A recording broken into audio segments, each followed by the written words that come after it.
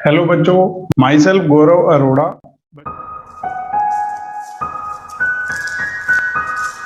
बच्चों, ये हमारा कॉस्ट अकाउंटिंग का एग्जाम पेपर है मई 2022, जो कि हुआ है हमारा 20 मई 2022 को। ये बच्चों मैं कंप्लीट सोल्यूशन कर रहा हूं। मैं पहले ये बताना चाहूंगा कि आप एग्जाम में बैठे हैं, पेपर सोल्व कर रहे हैं, आपको 15 मिनट्स क्वेश्चन पेपर का रीडिंग टाइम मिलता है। तो उसमें हमें करना क्या होता है, पूरे क्वेश्चन में पहले ये फाइंड आउट करना होता है कौन से सबसे इजीएस्ट क्वेश्चन है, जो हमें देखते ही पता लग रहे हैं कि हमारे मॉड्यूल स्टडी मटेरियल के हैं, हमने पढ़ रखे हैं। उनको पहले हमें नंबर देना होता है कि हमें पहले इनको सोल्व करना है, क्योंकि जैसे ही पेपर स्टार्ट होगा हम उन क्वेश्चनों को करेंगे। और उसके बाद जो क्वेश्चन हमें लगे थे कि अलग है, किसी भी क्वेश्चन का पार्ट आप अलग नहीं कर सकते, लेकिन क्योंकि मैं तो कंप्लीट सोल्यूशन कर रहा हूं तो मैं उस तरह से नहीं करूंगा, आगे पीछे करके आप लोगों के लिए मैं लाइन वाइज एक एक क्वेश्चन को करूंगा साथ साथ। आप सिर्फ ये देखना कि एग्जाम में अटेम्प्ट कैसे करना है जिससे फुल मार्क्स मिले और पूरा सोल्यूशन होगा इसका। तो एक बार बच्चों स्टार्ट करते हैं। क्वेश्चन 1, जो कि हमें पता है कंपल्सरी होता है, इसके 4 पार्ट होते हैं। लिखा है आंसर द फॉलोइंग। तो जो ए पार्ट है बच्चों, ये मटेरियल कॉस्ट का है, ईओक्यू से रिलेटेड है, बिल्कुल इजीएस्ट क्वेश्चन है, हमारे मटेरियल में है क्वेश्चन सेम। एक बार पढ़ते हैं। A limited, a toy company, purchases its requirement of raw material from S Limited at rupees 120 per kg. The company incurs a handling cost of rupees 400 plus freight of 350 per order. तो इनकी जो ordering की cost हो गई ना बच्चों, 400 plus 350, total हो गई 750। क्योंकि अगर मुझे ईओ क्यू निकालना है तो मुझे सबसे पहले ए, ओ और सी चाहिए।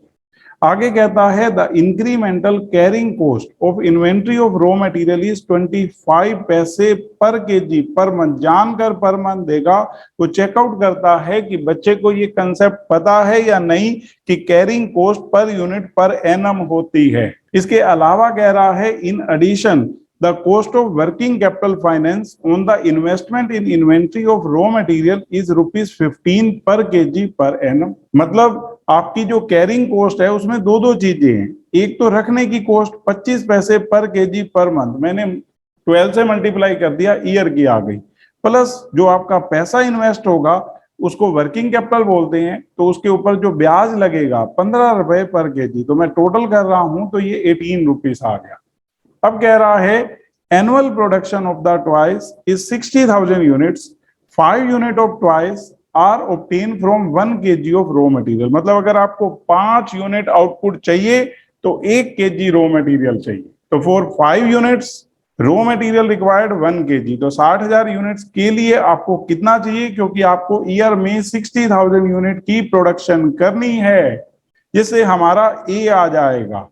तो ये बच्चों मैं फुल फ्लैश कर रहा हूं। इसने पूछा क्या है हमारे से, 3 क्वेश्चन। फर्स्ट, रिक्वायर्ड में calculate economic order quantity of raw material. Second question पूछा है advise how frequently company should order to minimise its procurement cost, assume 360 days in a year. और third one, calculate the total ordering cost and total inventory carrying cost per annum as per EOQ. तो हमें 3 चीजें find out करनी है। तो हमने सबसे पहले इन डेटा को सिंप्लीफाइड करके लिखा। क्वेश्चन 1 पार्ट ए, अगर वो हमें कह रहा है कि 5 यूनिट ऑब्टेन हो जाती है आउटपुट 1 केजी रॉ मटेरियल से, तो हम यहां लिख देंगे for 5 units output raw material required 1 KG, for 60,000 units output raw material required 1 upon में 5 इंटू 60,000, तो बच्चों 12,000 केजी।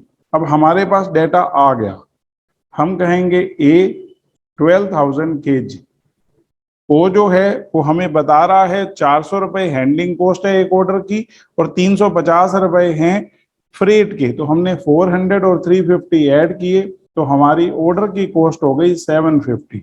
उसके बाद अगर हम कैरिंग कॉस्ट की बात करें तो 25 पैसे पर यूनिट पर मंथ, उसने रखने का खर्चा बता रखा है, इंटू 12 किया हमने, प्लस 15 रुपए पर KG cost of working capital per annum है, तो टोटल किया 18 रुपीज। अब उसने हमसे ईओ क्यू पूछा है, याद ये रखना है कि जब कभी भी आप कोई भी पार्ट कर रहे हैं उसमें फॉर्मूला लगता है तो आप पहले फॉर्मूला लिखेंगे। ये प्रॉपर वे है अटेम्पटेशन करने का।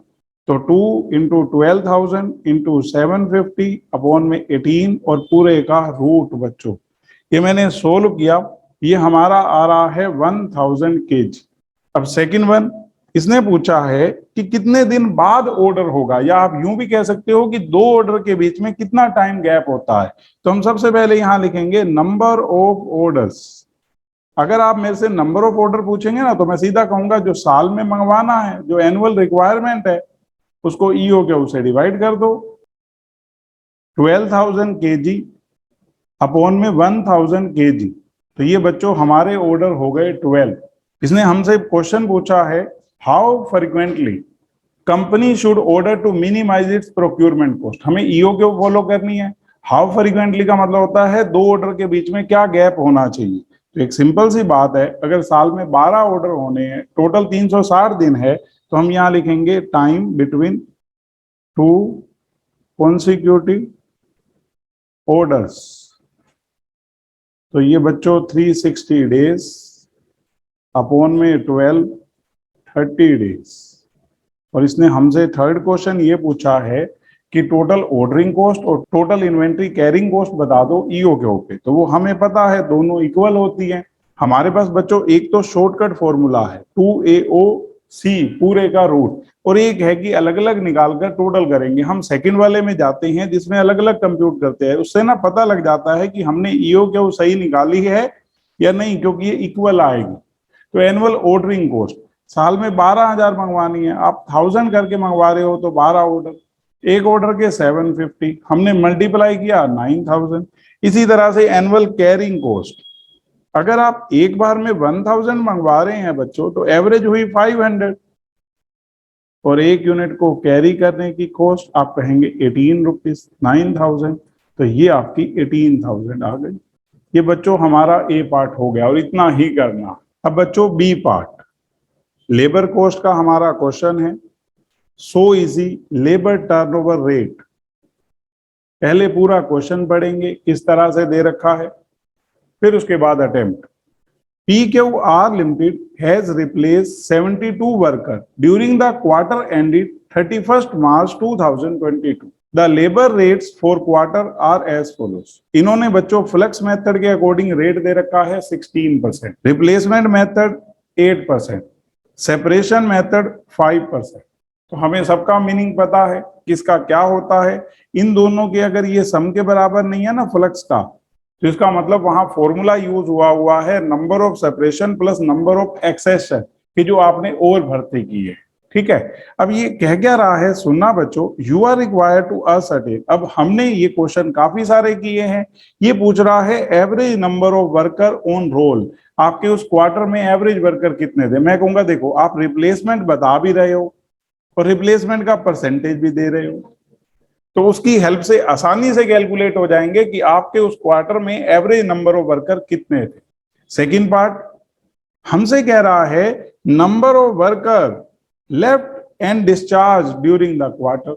लेफ्ट एंड डिस्चार्ज का मतलब जो सेपरेट हुए हैं, सेपरेशन मेथड हमारे पास है तो उसकी हेल्प से नंबर ऑफ सेपरेशन आ जाएंगे।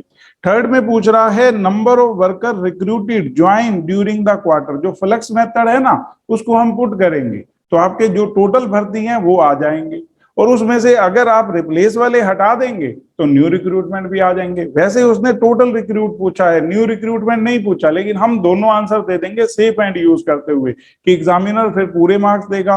और लास्ट है इक्विवेलेंट एम्प्लॉय टर्नओवर रेट। जैसे ये ऊपर आपके 3 रेट है ना कि क्वार्टर के, और वो चाहता है एनुअल बता दो।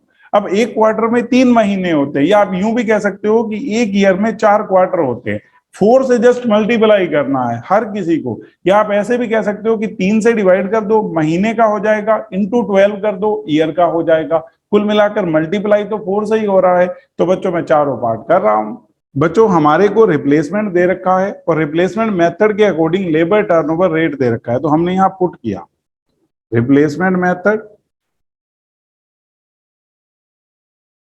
is equal to number of replacements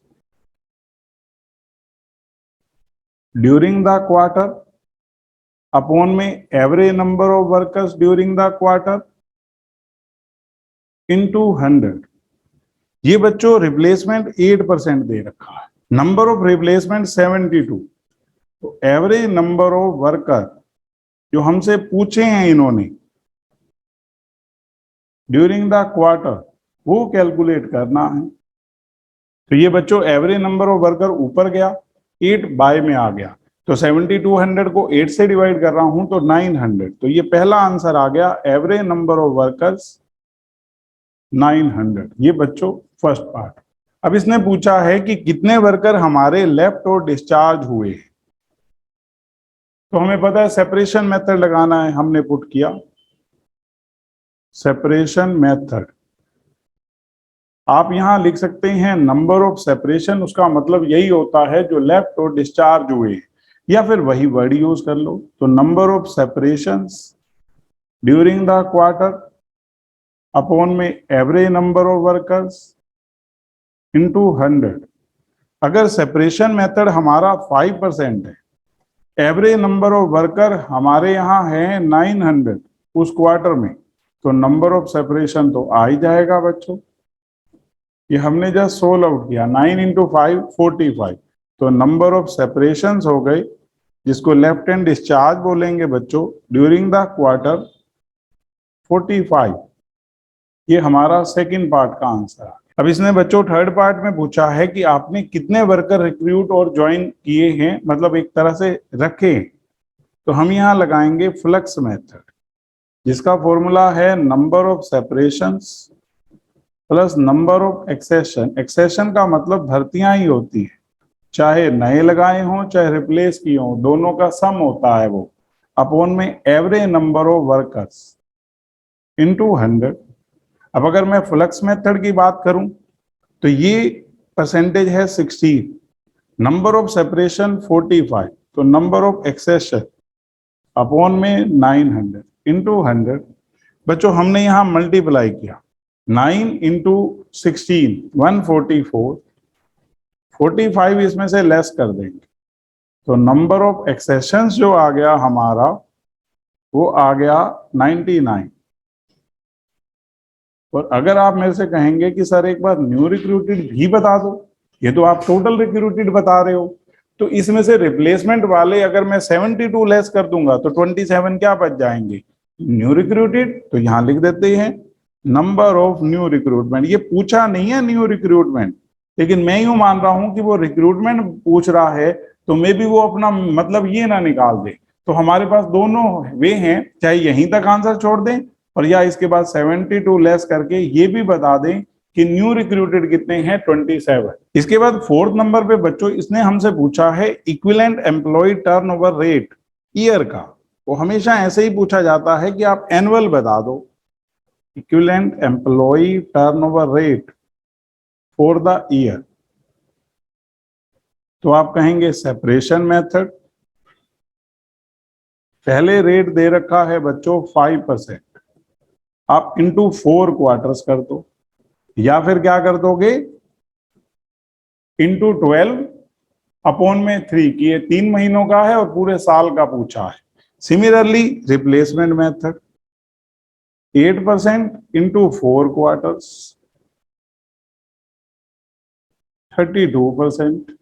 तीसरा फ्लक्स मेथड 16% इंटू 4 क्वार्टर्स 64%। तो ये बच्चों हमारा बी पार्ट भी कंप्लीट। जो सी पार्ट है बच्चों ये है मार्जिनल कॉस्टिंग का। क्वेश्चन आसान है, आप इसको फिर भी एवरेज कह सकते हो। देखो ऐसे कहता है Top Tech a manufacturing company is presently evaluating 2 possible machine for the manufacture of superior pen drives. तो ये 2 में से एक मशीन लेना चाहते हैं, 2 पॉसिबल मशीन बोली हैं। The following information is available. तो ये मशीन ए है और ये मशीन बी है। सेलिंग प्राइस पर यूनिट दे रखा है, वेरिएबल कॉस्ट पर यूनिट दे रखी है। सेलिंग प्राइस में से वेरिएबल कॉस्ट घटाएंगे तो कंट्रीब्यूशन पर यूनिट आ जाएगा, क्योंकि ये चीजें पर यूनिट होती हैं। उसके बाद टोटल फिक्स कॉस्ट बता रखी है और इसलिए लैक्स में दे रखी है।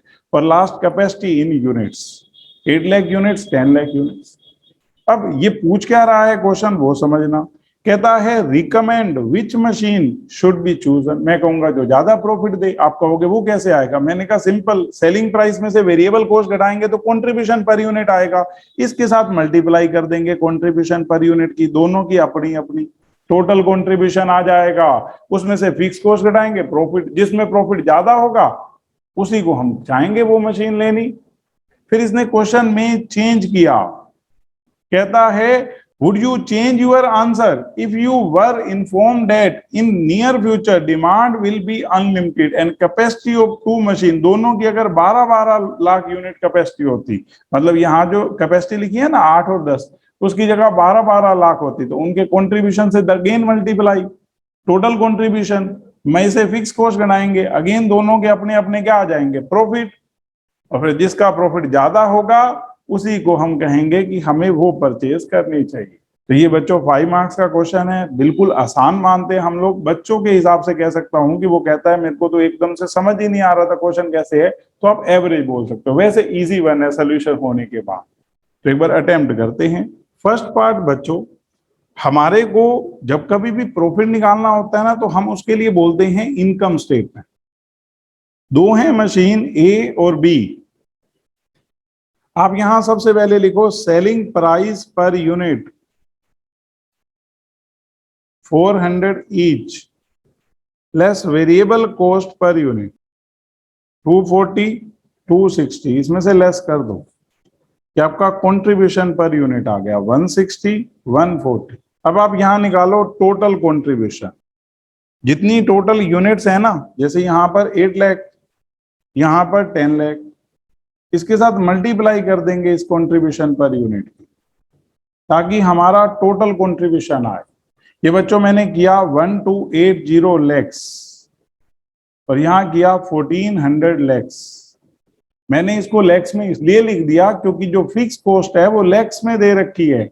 एग्जाम में आपको एक चीज याद रखनी है कि जितनी एक्यूरेसी जरूरी है उतनी आपकी स्पीड भी रेलेवेंट है। आप बहुत टाइम लगाएंगे चीजों पे तो आपका पेपर पूरा नहीं होगा। ये 350 लैक्स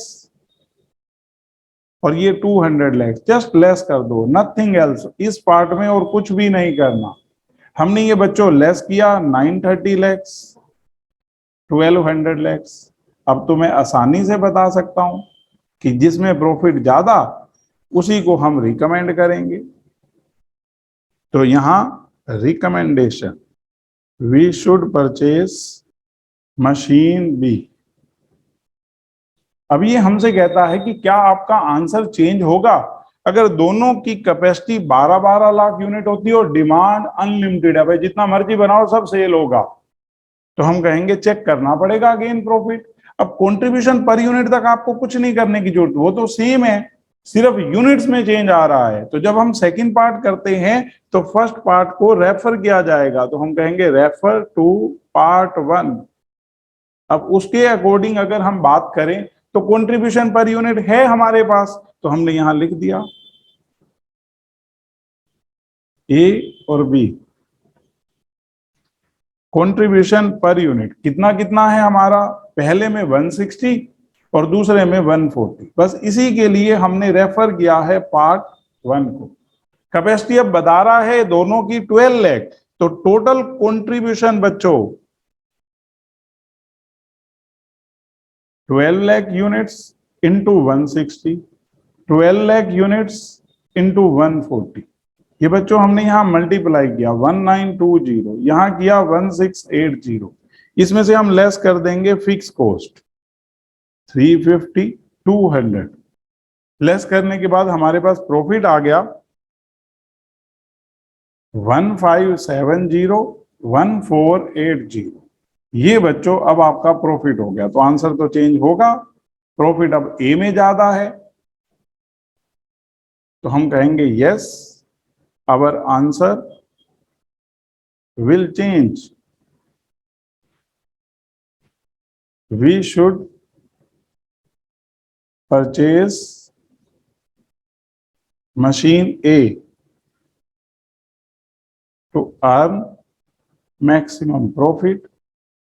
डी पार्ट बच्चों सर्विस कॉस्टिंग, ऑपरेटिंग कॉस्टिंग का क्वेश्चन है। एज इट इज बिल्कुल ऐसे का ऐसे बुक में है हमारी। कहता है coal is transported from two mines X and Y and unloaded at plot in a railway station. X is at a distance of 15 kilometre, तो रेलवे स्टेशन से इसका distance 15 kilometre and Y is at a distance of 20 kilometre from the railhead plot. A fleet of lorries having carrying capacity of 4 ton is used to transport coal from the mines.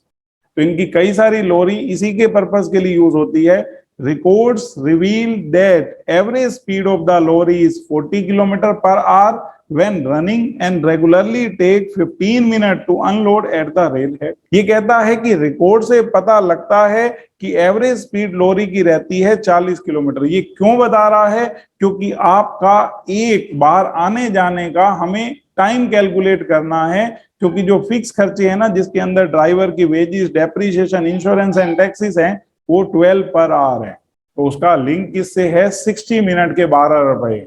तो मुझे वो time चाहिए कि एक round trip में जब ये जाते हैं छोड़कर वहां कोल आते हैं, तो राउंड ट्रिप में टोटल कितना टाइम लग जाता है। तो उसमें आने जाने का टाइम भी तो नोट होना है, इसलिए वो उसकी क्या बता रहा है? स्पीड। और आगे क्या कह रहा है? At mine X average loading time is 30 minutes per load, while at mine Y average loading time is 25 minutes per load. तो माइन एक्स में लोडिंग टाइम 30 मिनट है और माइन वाई में लोडिंग टाइम 25 मिनट है। Unloading का time तो rail head में 15 minute ही है। Additional information, drivers wages, depreciation, insurance and taxes etcetera 12 per our. अब ये बच्चों फिक्स खर्चा है, क्योंकि इसका लिंक आर से, किलोमीटर से नहीं है। Operated fuel, oil, tyres, repair and maintenance etcetera 1.60 पर kilometre. You are required to prepare a statement showing cost per ton kilometer of carrying coal from each mine X and Y. तो बच्चों जैसे ये हमारे module में ऐसे दो question हैं, क्योंकि वो आईसीए की स्टडी से ही ले रखे हैं, तो उनकी तरह ही अटेम्प्ट करना है।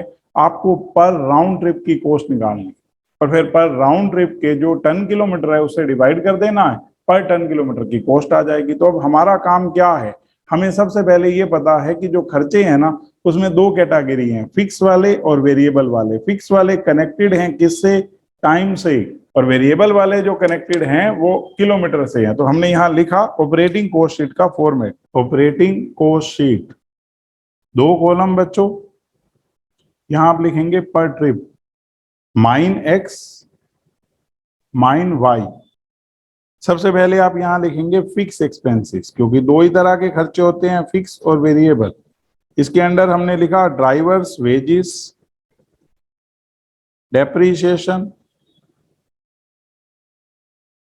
Insurance and taxes etcetera. अब इसकी बात करें तो 12 पर आवर। तो हमें सबसे पहले नोट में फाइंड आउट करके आना है कि टाइम कितना कितना लगेगा माइन एक्स में राउंड ट्रिप पे और वाई में। तो हमने यहां नोट बनाया, टाइम पर ट्रिप इन मिनट्स ही होता है बच्चों, एक्स वाई।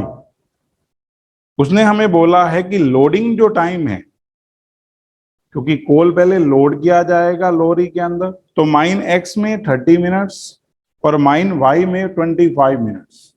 उसके बाद ट्रेवलिंग टाइम, जो आने जाने में टाइम लगा, ये बच्चों यहीं सोल्व करते हैं हम लोग, क्योंकि आसान ही इतना होता है। इसने आपसे कहा कि 40 किलोमीटर एक घंटे में, मतलब 60 मिनट लगते हैं 40 किलोमीटर जाने।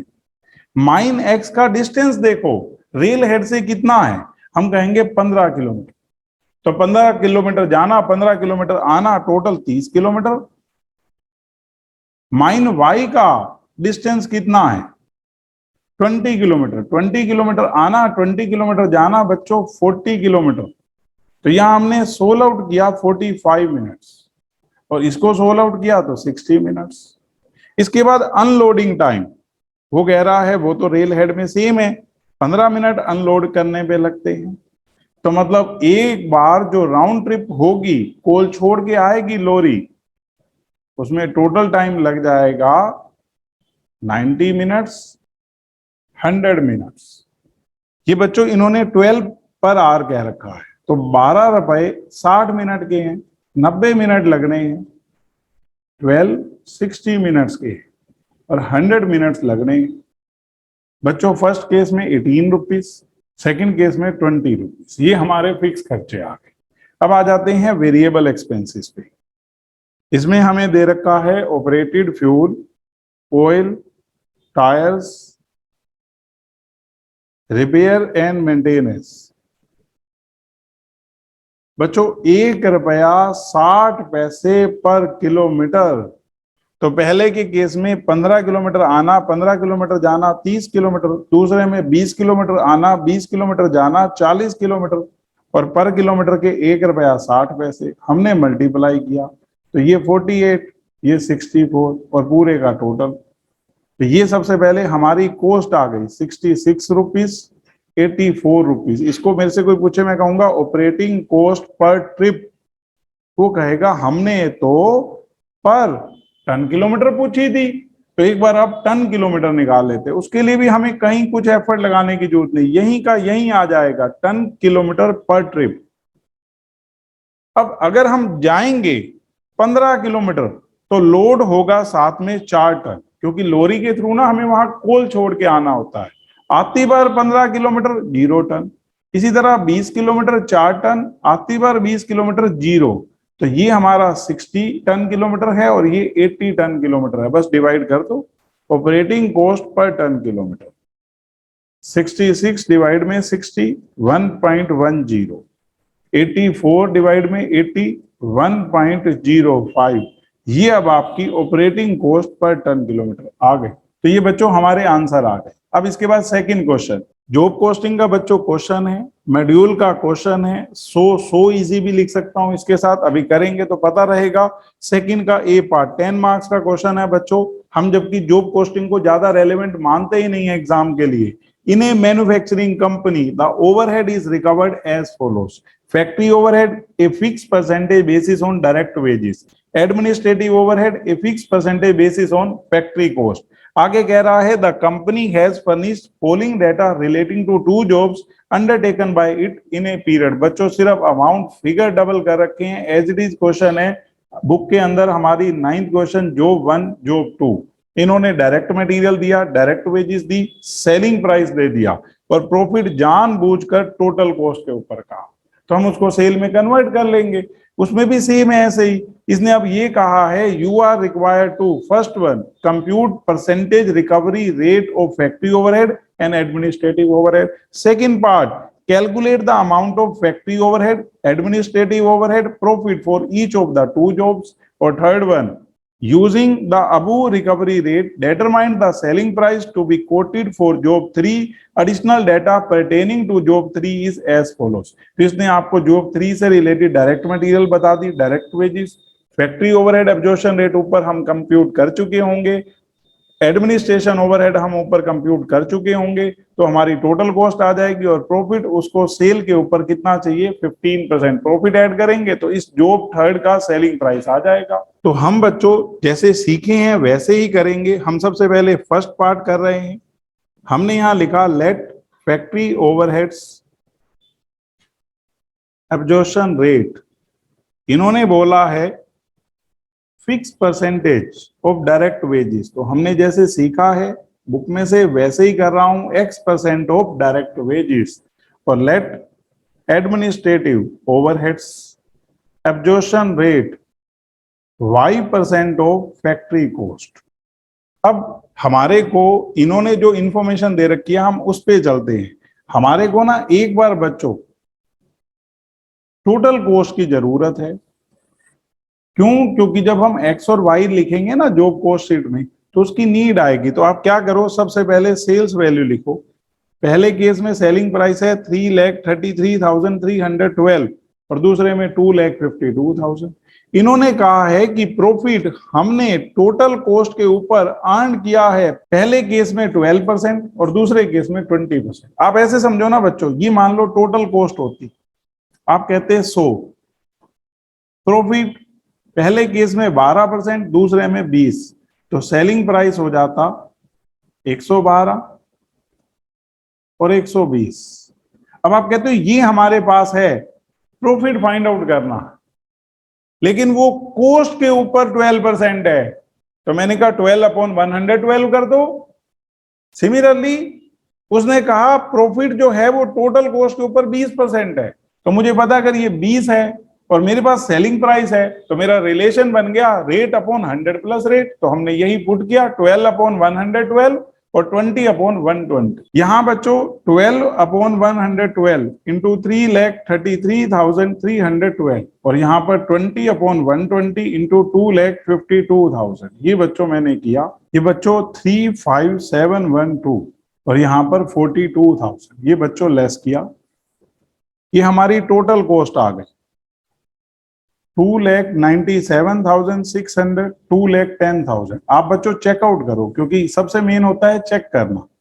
इसका आप 12% करो और इसका आप 20% करो, वो सेट है, वही का वही आ रहा है। इसका मतलब हमने सही कैलकुलेशन की है। अब हमारे पास टोटल कॉस्ट है और हम अपने थ्रू एक बार टोटल कॉस्ट पे जाना चाहते हैं ताकि फिर उससे कंपेयर कर पाएंगे। तो हमने यहां लिखा डायरेक्ट मटेरियल, जो कि हमें क्वेश्चन में गिवन है 1,08,000, 75,000। डायरेक्ट वेजिस बच्चों जॉब 1 की 84, जॉब 2 की 60,000 हमने इसमें ऐड कर दिया। ये हमारी प्राइम कॉस्ट आ गई 1,92,000, 1,35,000।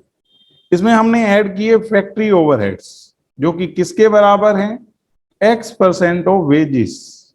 तो बच्चों हमने वेजिस का X% किया 840X 600X, क्योंकि आप इसका X% करेंगे तो X/100 करेंगे। बस अब इसको इसमें ऐड करो, ये आपकी फैक्ट्री कॉस्ट आ गई 1,92,000 प्लस 840X 1,35,000 प्लस 600X। अब इसमें आप ऐड करो एडमिनिस्ट्रेशन ओवरहेड्स जो कि Y% ऑफ फैक्ट्री कॉस्ट है। तो हमने इसका Y% किया बच्चों। इसका अगर मैं Y% कर रहा हूं Y/100 तो ये बन रहा है 1920Y 8.4XY। Y/100 से मल्टीप्लाई हो रही है 1350Y प्लस 6XY। आप इसका टोटल कर दो, टोटल कॉस्ट आप कहोगे वो तो हमें पता है, तो इन्हीं को इक्वेट करके तो X और Y की वैल्यू आएगी, दो इक्वेशन बनेंगी, दो अननोन हो जाएंगे। तो हमने एक बार इसको लिखा टोटल कॉस्ट को 1,92,000 plus 840X plus 1920Y plus 8.4XY। Same यहाँ पर बच्चों 1,35,000 plus 600X plus 1350Y plus 6XY। अब आप सिर्फ इसको इक्वेट करो टोटल कॉस्ट के साथ। तो हमने किया 1,92,000 840X 1920Y 8.4XY equal to 297,600। बच्चों इसको सोल्व कर लेते हैं 840X 1920Y 8.4XY और इसमें से इसको घटाओ बच्चों। ये बच्चों आ रहा है 1,05,600 इक्वेशन 1। अब आप सेकंड पुट करो 1,35,000 plus 600X plus 1350Y plus 6XY equal to 2,10,000। बच्चों 210 में से 135 लेस कर देंगे 75,000। अब बच्चों हमें कैसे करना है, जैसे सेकंड इक्वेशन है इसके कोफिशिएंट को इसके बराबर लाते हैं। तो सेकंड इक्वेशन को हमने 1.4 से मल्टीप्लाई किया और फर्स्ट में से लेस कर दिया। तो हमने यहां लिखा multiply equation second by 1.5 and subtract from 1 में से इसको सब्ट्रैक्ट कर दो।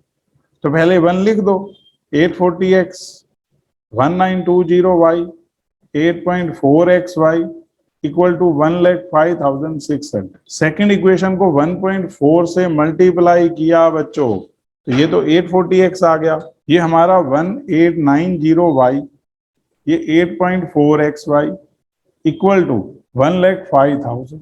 बस अब आप सिर्फ घटाओ, ये कैंसिल बच्चों, ये कैंसिल, तो आपके पास आया 30Y इक्वल टू 600 और Y की वैल्यू 600 अपॉन में 30 20। अब y की वैल्यू आप इक्वेशन फर्स्ट में पुट कर दो, putting y value in equation first. तो ये बच्चों 840x 1920y 8.4x y की वैल्यू 20 इक्वल टू 1,05,600। ये हमने इक्वेशन फर्स्ट में वैल्यू y की पुट कर दी ताकि x की वैल्यू फाइंड आउट कर सके। तो हमने यहाँ किया बच्चों 840x 38,400 168x 1,05,600। ये बच्चों दोनों प्लस कर दिया हमने 1008x और 1,05,600 में से 38,400 लेस कर दिए। तो ये बच्चों 1008x इक्वल टू 67,200 और x की वैल्यू 67,200 डिवाइड में 1008 हमने डिवाइड किया। ये बच्चों 66.67 जिसको ना हम लोग बोल देते हैं 66 2/3%, जिसको आप सीधे में बोल सकते हैं 2/3। ये हमारे से फर्स्ट पार्ट में ये पूछ रहा था कि मेरे को फैक्ट्री ओवरहेड एब्जॉर्प्शन रेट बता दो, हमने बता दिया कि ये 66 2/3% ऑफ डायरेक्ट वेजेस है, एक्स माना था इसको। और एडमिनिस्ट्रेशन ओवरहेड एब्जॉर्प्शन रेट ये हमारा आया है y की वैल्यू आप देखो 20, तो 20% ऑफ फैक्ट्री कॉस्ट।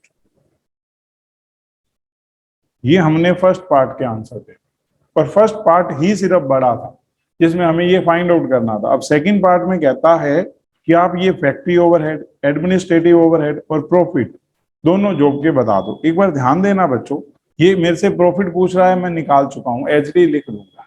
इसने मेरे से कहा फैक्ट्री ओवरहेड बता दो, तो ये मेरे लिखे हुए हैं। इसमें मुझे सिर्फ एक्स की क्या पुट करनी है, वैल्यू। और इसके अलावा इसने मेरे से कहा है कि आप एडमिनिस्ट्रेशन ओवरहेड बता दो, तो इसमें एक्स और वाई दोनों की वैल्यू ही तो लिखनी है, और तो कुछ करना नहीं है। तो यही करेंगे हम लोग। तो हमने यहां लिखा बच्चों second part, job cost sheet लेकिन लिमिटेड क्वेश्चन। उसने पूरी कॉस्ट नहीं पूछी, उसने हमसे पूछा है फैक्ट्री ओवरहेड्स। 840 इंटू 66 2/3, ये बच्चों हमारा अमाउंट आ रहा है 56,000। यहाँ पर 600x 66 2/3 परसेंटेज नहीं लिखना, क्योंकि आपको सिर्फ x की वैल्यू लिखनी है, x परसेंट नहीं करना। 40,000। इसके बाद आपको लिखने हैं एडमिनिस्ट्रेशन ओवरहेड और प्रॉफिट। आप कहोगे प्रॉफिट तो हमने सबसे पहले कैलकुलेट कर लिया था, तो लिख देते हैं बच्चों। प्रॉफिट है 35,712 और 42,000। और जो एडमिनिस्ट्रेटिव ओवरहेड्स हैं हमारे, वो हैं 1920y प्लस 8.4xy पुट कर देते हैं। y की वैल्यू बच्चों 20, 8.4xy। सिमिलरली सेकंड जॉब की 1350y प्लस 6xy, ये बच्चों आ रहा है 49,600, ये बच्चों 35,000। जस्ट सोल्व करना है कैलकुलेशन। थर्ड पार्ट में बच्चों इसने कहा है सेलिंग प्राइस बता दो जॉब थर्ड का, तो हमने जॉब कॉस्ट शीट बनाई। डायरेक्ट मटेरियल, डायरेक्ट वेजेस, हमने ये फिगर लिखे बच्चों 68,750 22500 91,250, that is prime cost. Factory overheads 66 2/3% of direct wages, तो आप 22,500 का 66 2/3% करो, 15,000 हमने बच्चों इसमें ऐड कर दिया। 1,06,250 वर्क कॉस्ट। इसमें बच्चों administration overheads 20% of work cost 1,06,250। इसका बच्चों मैंने 20% किया 21,250, total 1,27,500, that is your total cost. अब उसको प्रॉफिट सेल के ऊपर 15% चाहिए। सेल तो इसमें ऐड करके आएगी, जानबूझकर उसने ऐसे पूछा है, उसको पता है बच्चा करता क्या है, देखते हैं। अब सेलिंग प्राइस मान लो 100 है, 15 प्रॉफिट है, तो कॉस्ट तो 85 हो गई 85, तो आप 15/85 करो, आपका प्रॉफिट आ जाएगा ऑटोमेटिकली। इसका 15% ही होगा, 22,500। ये बच्चों 150, आप 150 का 15% करो, यही आता है। ऐसे एग्जाम में करना है, सो इजी। बी पार्ट है बच्चों कॉन्ट्रैक्ट कॉस्टिंग, एस्केलेशन क्लोज। पहले भी बच्चों सेम क्वेश्चन एग्जाम में आ चुका है, स्टडी का क्वेश्चन है हमारा। तो एक बार पढ़ते हैं कैसे लिखा है।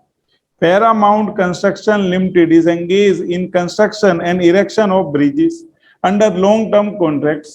It has entered into a big contract at an agreed price of 250 lakhs. तो ये कॉन्ट्रैक्ट प्राइस है, subject to an escalation clause for material and labor as spelled out in contract and corresponding actual are as follows. तो हमें पता है बच्चों, ये standard quantity दे रखी है, ये स्टैंडर्ड प्राइस दे रखा है, ये एक्चुअल क्वांटिटी, एक्चुअल प्राइस। जब हमें एस्केलेशन क्लेम निकालना है तो एक्चुअल क्वांटिटी का कोई यूज नहीं है। क्यों? क्योंकि अगर वो कम ज्यादा भी लगती है तो उसके लिए थोड़ा वो एस्केलेशन क्लेम देगा, वो तो किसके लिए देगा? जो प्राइस में फ्लक्चुएशन हुई है। तो उसमें कैसे कैलकुलेट करते हैं? आप कहेंगे एपी माइनस एसपी, इससे पता लग जाएगा कितना प्राइस बढ़ा है, इनटू स्टैंडर्ड क्वांटिटी, उसे हमारा एस्केलेशन क्लेम आएगा।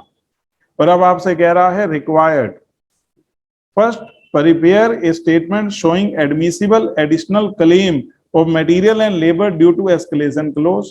और सेकंड वन, आपको कॉन्ट्रैक्ट अकाउंट नहीं बनाना, determine the final price payable, मतलब फाइनल कॉन्ट्रैक्ट प्राइस जो ये एस्केलेशन क्लेम का अमाउंट आएगा वो उस जो कॉन्ट्रैक्ट प्राइस 250 लाख है उसमें हम ऐड कर देंगे आफ्टर एडमिसिबल एस्केलेशन क्लेम। अगर ये हमारे से कॉन्ट्रैक्ट अकाउंट बनवाता तो हम तो उसके लिए भी प्रिपेयर है, लेकिन 5 मार्क्स का है तो वो सिर्फ इतना ही पूछ रहा है। तो हमने किया बच्चों अटेम्प्ट। बी पार्ट बच्चों, आपको एक स्टेटमेंट बनानी है। आप ऊपर लिख सकते हैं स्टेटमेंट शोइंग एस्केलेशन क्लेम। तो सबसे पहले अगर हम बात करें तो मटेरियल, आपने ये मेन चीजें लिखनी है यहाँ पर। स्टैंडर्ड क्वांटिटी जो हमारे लिए रेलेवेंट है, स्टैंडर्ड प्राइस, एक्चुअल प्राइस। और एस्केलेशन क्लेम के लिए actual price minus standard price into standard quantity. 4 हैं बच्चों पी क्यू आर एस। ऐसे ही हम लेबर का फाइंड आउट करेंगे। हमारे को स्टैंडर्ड क्वांटिटी दे रखी है टन्स में, 2800, 3100, 800 और 150। स्टैंडर्ड प्राइस गिवन है बच्चों 1500, 900, 4500, 32,500। एक्चुअल में प्राइस बच्चों 1750, 800, 4350, 34,200।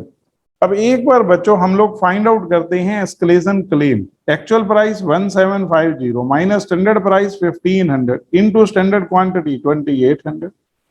सेकंड में बच्चों 800 minus 900 into 3100। 4350 minus 4500 into 800। 34,200 minus 32,500 into 150। ये बच्चों हमारा मटेरियल के रिगार्डिंग एस्केलेशन क्लेम आ गया। अभी इसी में हम इसी कॉलम को आगे कर लेंगे और लेबर का लिख देते हैं। पहले इसको फाइंड आउट करते हैं। ये बच्चों 7 लाख रुपीस, 3,10,000 माइनस का, 1,20,000 माइनस का, 2,55,000 प्लस का। ये बच्चों मटेरियल के रिगार्डिंग अमाउंट आ रहा है 5,25,000। अब आ जाते हैं हम लेबर के रिगार्डिंग, सेम ऐसे ही कॉलम।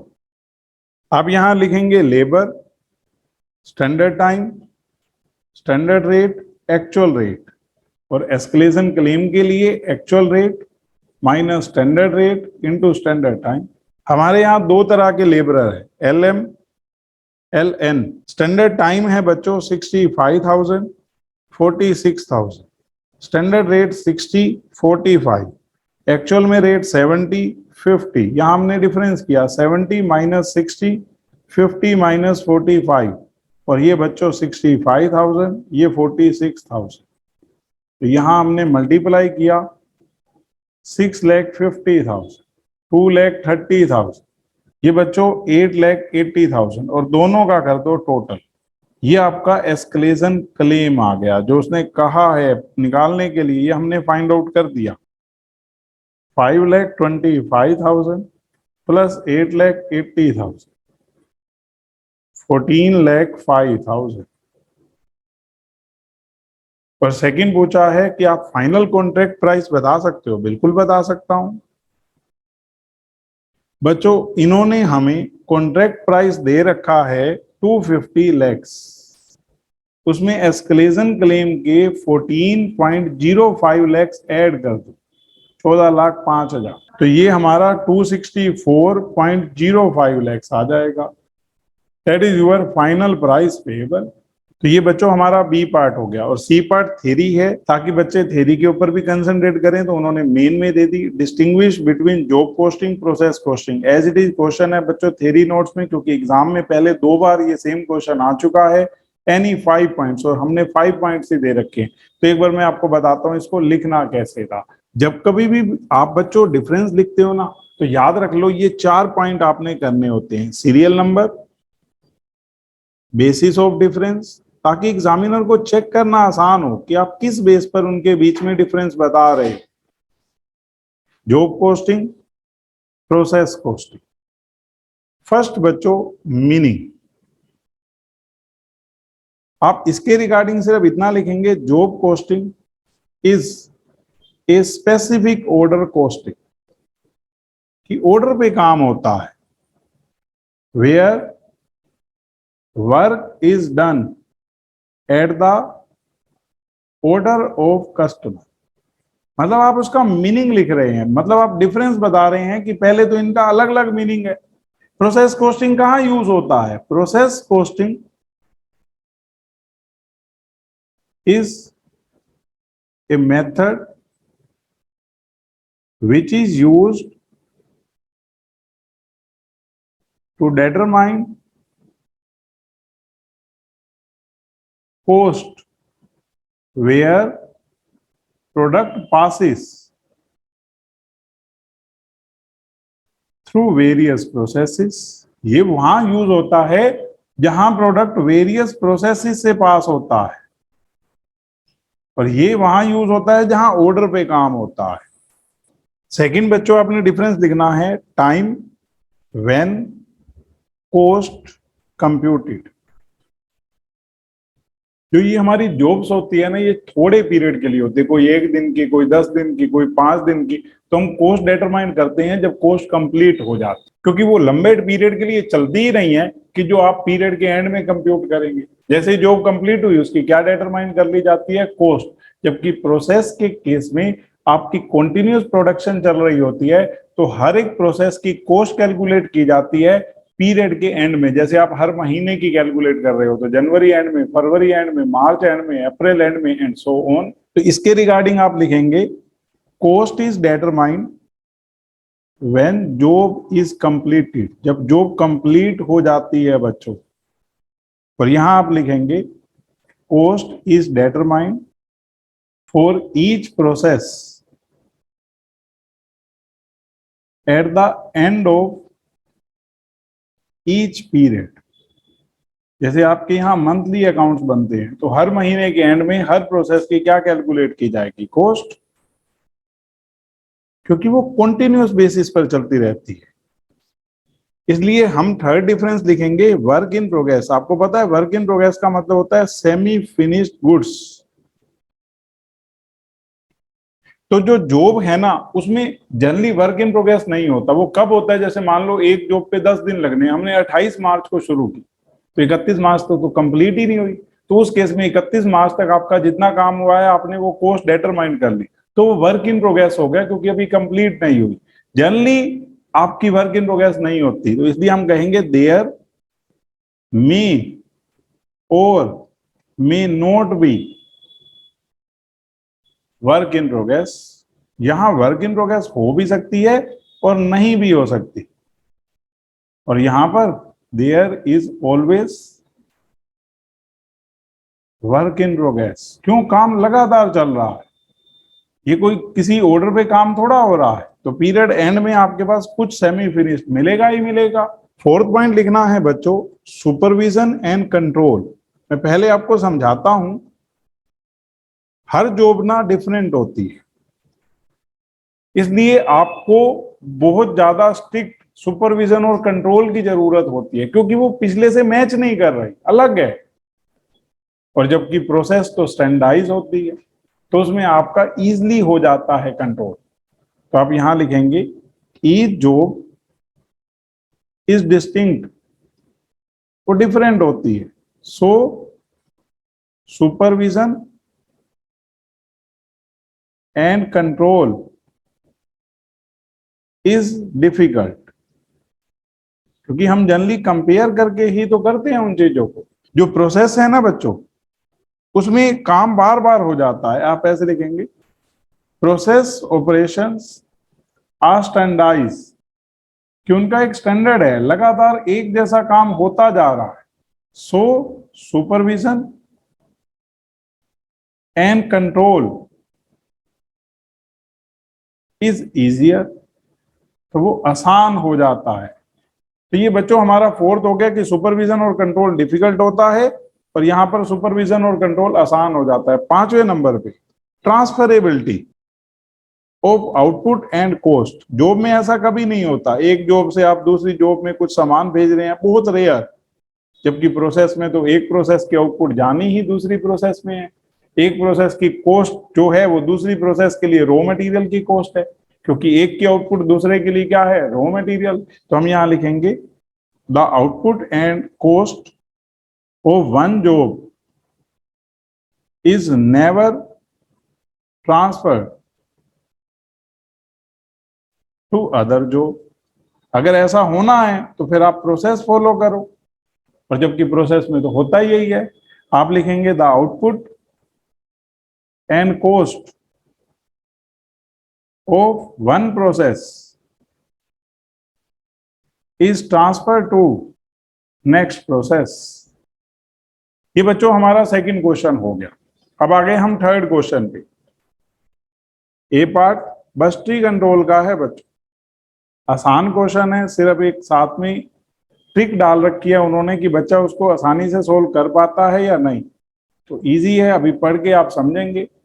सेल बजट और सेकंड पार्ट में प्रोडक्शन बजट भी पूछ रखा है, लेकिन फर्स्ट पार्ट तो बिल्कुल इजी बना रखा है। कहता है SR limited is a manufacturer of garment for the first 3 months of financial year 22-23 commencing on 1 April 2022 production will be constrained by direct labour. मतलब कई बार ना कोई चीज लिमिटेड होती है, तो इनके यहाँ डायरेक्ट लेबर इस टाइम पे लिमिटेड है, तो प्रोडक्शन कहीं ना कहीं उसके कारण कम हो रही है। It is estimated that only 12,000 hours of direct labor hours will be available in each month। है बस्ती कंट्रोल का। इसमें आप इसको की फैक्टर की प्रॉब्लम के साथ ऐड कर सकते हो। की फैक्टर का मतलब होता है लिमिटेड फैक्टर, कि आपके यहाँ लेबर आवर्स क्या है, लिमिटेड। मेरे से कोई पूछे अब मैं कहूंगा इसका बेस्ट यूटिलाइजेशन करना है और क्या करना। For market reasons production of either of 2 garments must be at least 25% of production of other. मतलब मार्केट में आपके लिए ये जरूरी है कि एक की जितनी प्रोडक्शन करोगे दूसरे की उसकी 25% आपको करनी ही करनी पड़ेगी। और कह रहा है एस्टिमेटेड कॉस्ट एंड रेवेन्यू पर गारमेंट आर एज फॉलोस। अब पता क्या है, अगर ये कंडीशन ना लगाता तो ये ट्रिक बनती नहीं, बिल्कुल आसान हो जाता। मैं देखता कि जिसके ऊपर हमारी बचत ज्यादा आ रही है, जो लिमिटेड फैक्टर है पर लेबर आर, मैं उसी को कहता। लेकिन अब उसने साथ में शर्त लगा दी है क्या, कि एक की जो आपके लिए रैंक 1 होगा उसकी जितनी प्रोडक्शन करनी है, दूसरे की उसके 25% के बराबर प्रोडक्शन करनी जरूरी है। तो अभी हमें ये फाइंड आउट करना होगा कि किसकी कितनी प्रोडक्शन करें। तो ये बता रहा है शर्ट और शॉर्ट। इन्होंने सेलिंग प्राइस आपको बताया है, रॉ मटेरियल मतलब वेरिएबल कॉस्ट का पार्ट हो गया, डाइस, कॉटन, फैब्रिक ये जो दे रखे हैं डायरेक्ट लेबर, तो यहां तक वेरिएबल कॉस्ट है। तो अगर मेरे से कोई पूछे कि अब मैं कहूंगा कंट्रीब्यूशन पर यूनिट निकाल लेंगे, सेलिंग प्राइस पर यूनिट में से वेरिएबल कॉस्ट पर यूनिट घटाकर। तो यहां अगर मैं देख रहा हूं बच्चों 38 वेरिएबल कॉस्ट है और यहां पर है ये 20, इसमें से लेस करेंगे तो पहले के अंदर 22 रुपए एक यूनिट के ऊपर बचत आ रही है और दूसरे में 24 रुपए। आगे कह रहा है फिक्स ओवरहेड 4 और 2 और प्रॉफिट। फिक्स ओवरहेड का कोई लिंक नहीं है डिसीजन में। आगे कहता क्या है ये सुनना।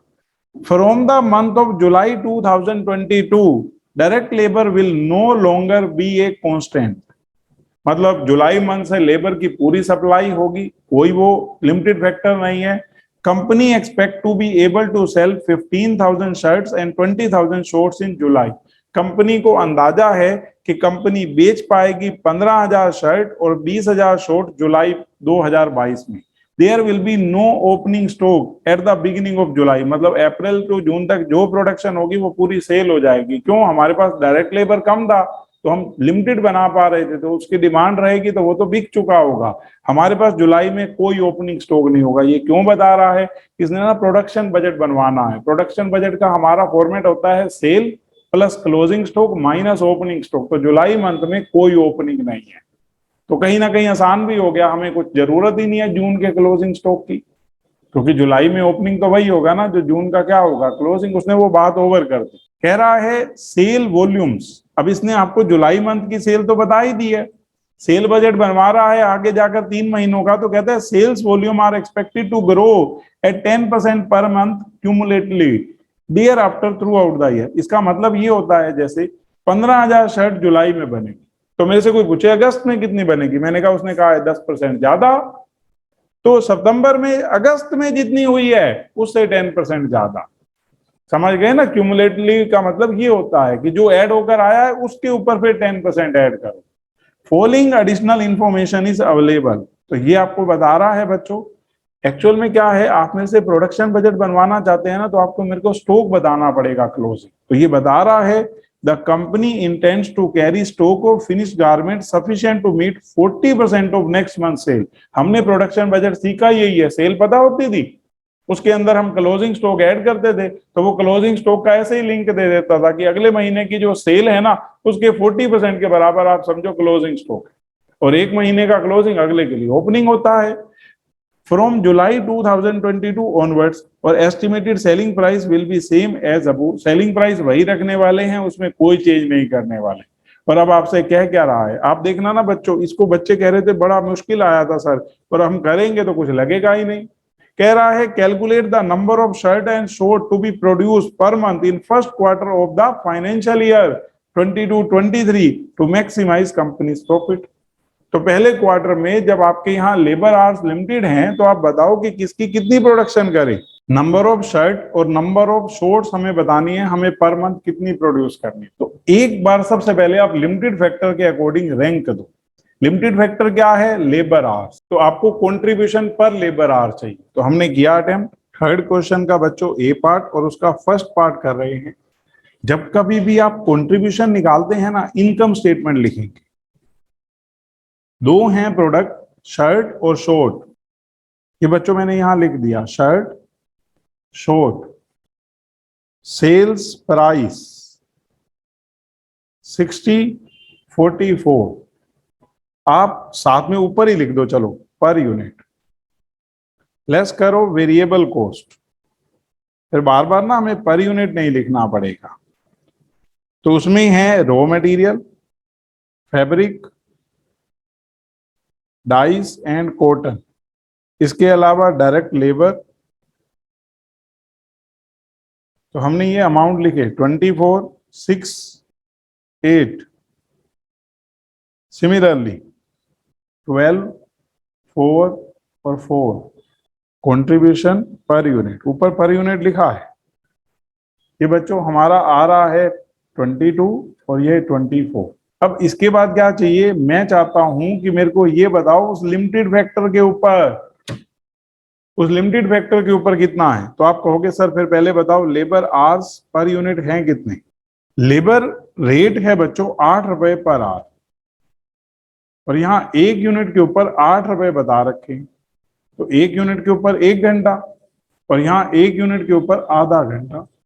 समझ आ रही है बच्चों बात? ये 1 आवर, ये हाफ आवर। ये बच्चों ऐसे है ना, डायरेक्ट लेबर आपको 8 रुपीज दे रखी है और 8 रुपीज पर आवर है, तो 1 यूनिट पर कितनी देर लगी होगी? आप कहोगे 1 आवर। और यहाँ पर 4 रुपए अगर डायरेक्ट लेबर चार्ज कर रखी है, 8 रुपए पर आवर का रेट है, तो आधा घंटा ही तो लगा होगा।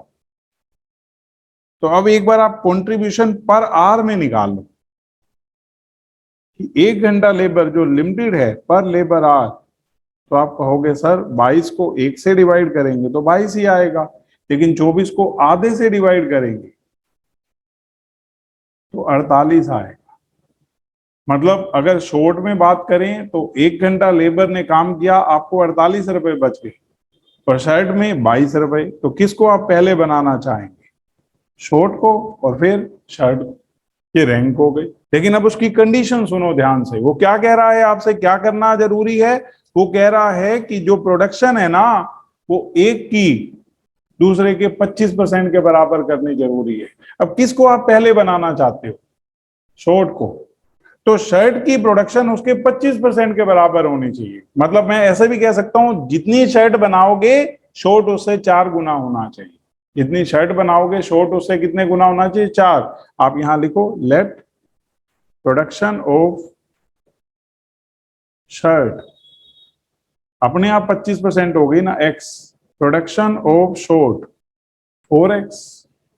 ये क्या कह रहा है कि आपके पास 12,000 आवर्स हैं लेबर के। जो लिमिटेड फैक्टर है वो क्या है? 12,000 आवर्स। और इसकी एक यूनिट पर कितनी देर लगती है? 1 घंटा। इसकी एक यूनिट पर कितनी देर लगती है? आधा घंटा। तो आप करो ना फिर। मैं कहूंगा 12,000 घंटे अवेलेबल हैं, x इसकी शर्ट बनाओगे, एक के ऊपर 1 आवर, इसकी 4x, इसकी एक के ऊपर आधा घंटा। तो ये टोटल आवर्स किसके बराबर होने चाहिए? जो आपके पास अवेलेबल आवर्स हैं। तो मैंने इसको सोल्व किया, ये बच्चों 3x आ गया। तो x की वैल्यू 12,000 डिवाइड में 3, 4,000। मतलब आप प्रोडक्शन शर्ट की कितनी करेंगे? 4,000। और शॉर्ट की कितनी करेंगे? और दोनों पार्ट आपस में इंडिपेंडेंट हैं, कोई लिंक नहीं है फर्स्ट का दूसरे के साथ। ये तो उसने आपसे फर्स्ट क्वार्टर की बात कर ली, जिसमें आपने ही निकाला है कि हम शॉर्ट बनाएंगे 16,000 और शर्ट बनाएंगे 4,000। आप देख लो ना चेक करके, 16,000 पे आधे घंटे के हिसाब से 8,000 घंटे लग जाएंगे, और 4,000 पे 1 घंटे के हिसाब से 4, 8 + 4 12,000 घंटे अवेलेबल है।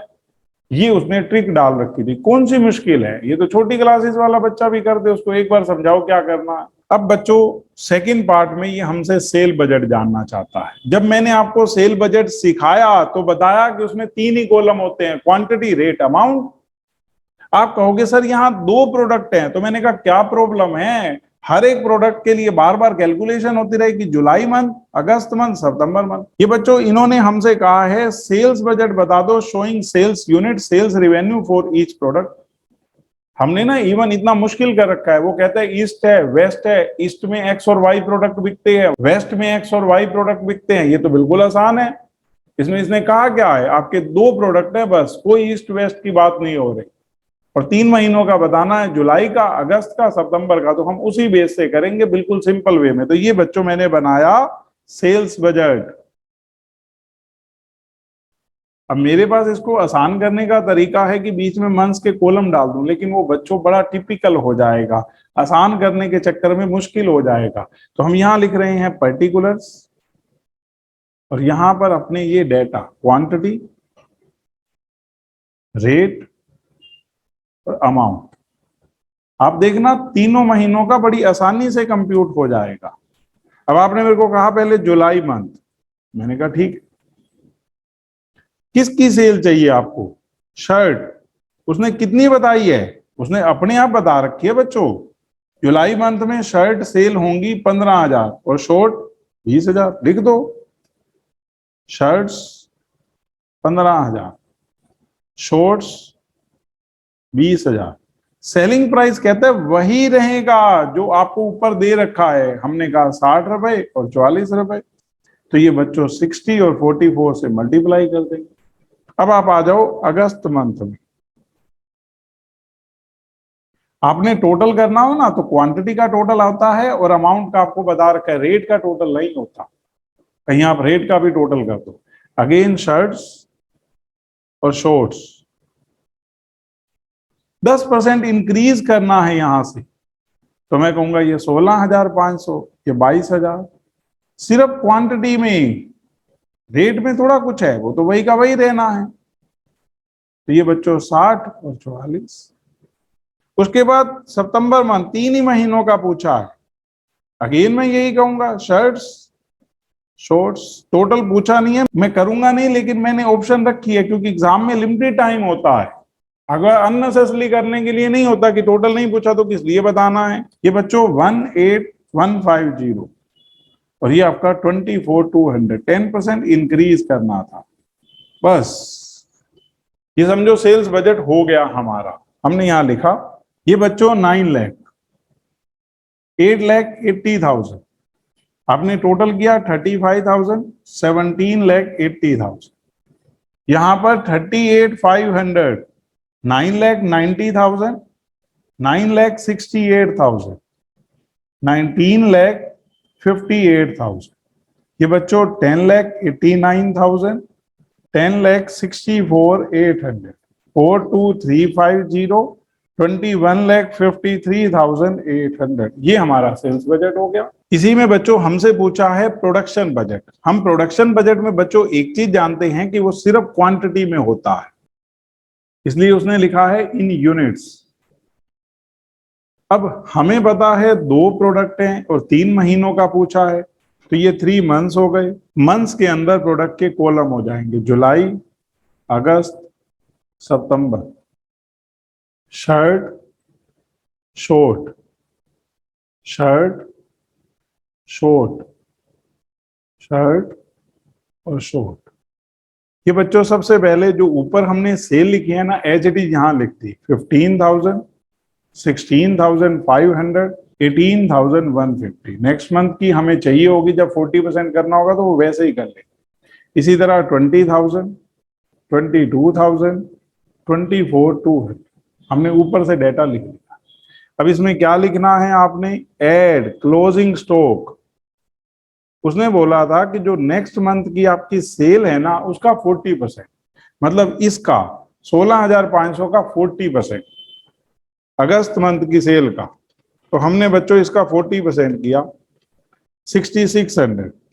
सिमिलरली यहां पर 18,150 का आप इसको आसानी से ऐसे भी कर सकते हैं कि सीधा इसी का 10% बढ़ा दो, वो वही चीज तो है। तो अगले में आप कहोगे ऐसे ही बिल्कुल कुछ और नहीं करना, 10% बढ़ाओ, बात ओवर। ये बच्चों 7,986 आपको ट्रिक की तो सीखनी है, जल्दी करने की। एग्जाम लेंथी कौन कहता है, जिसकी कैलकुलेशन सब कुछ बहुत स्लो है तो वो कर पाता नहीं है, तो एग्जाम लेंथी लगेगा, उसको ओवर तो करना है हमें। ये बच्चों मैं इसका 40% कर रहा हूँ 8,800 22,000 का 40%। और इसी तरह आप 8,800 में 10% ऐड कर दो, 880 ऐड किए तो 9,680 इसका 40% ही है, पर अगेन 10%। 968 ऐड किए 10,648। ये बच्चों इसमें ऐड किया 21,600 28,800 23,760 31,680 26,136 34,848। अब बच्चों इसमें से ओपनिंग स्टॉक घटाओ। जुलाई मंथ में तो उसने ओपनिंग स्टॉक मना कर दिया, और आगे वालों में हमें कोई प्रॉब्लम नहीं, ये जो क्लोजिंग है ये यहां ओपनिंग हो जाने हैं, सिंपल सी बात है। और इसके साथ ही क्वेश्चन ओवर बस्टी कंट्रोल का। ये हमारी मंथली प्रोडक्शन आ गई जो हमें कंप्यूट करनी थी, हमने लिख दी यहां प्रोडक्शन 21,600 28,800। ये इसमें से लेस करो 17,160 22,880 18,876 25,168। ये बच्चों हमारी प्रोडक्शन आ गई और इसके साथ क्वेश्चन ओवर। बी पार्ट है बच्चों हमारा कॉस्ट शीट का। सिंपल सा क्वेश्चन है बच्चों हमारा, कहता है the following data are available from the books and records of a limited for the month of April 2022। तो एक एक चीज पहले डिस्कस करते चलेंगे फिर लिखेंगे।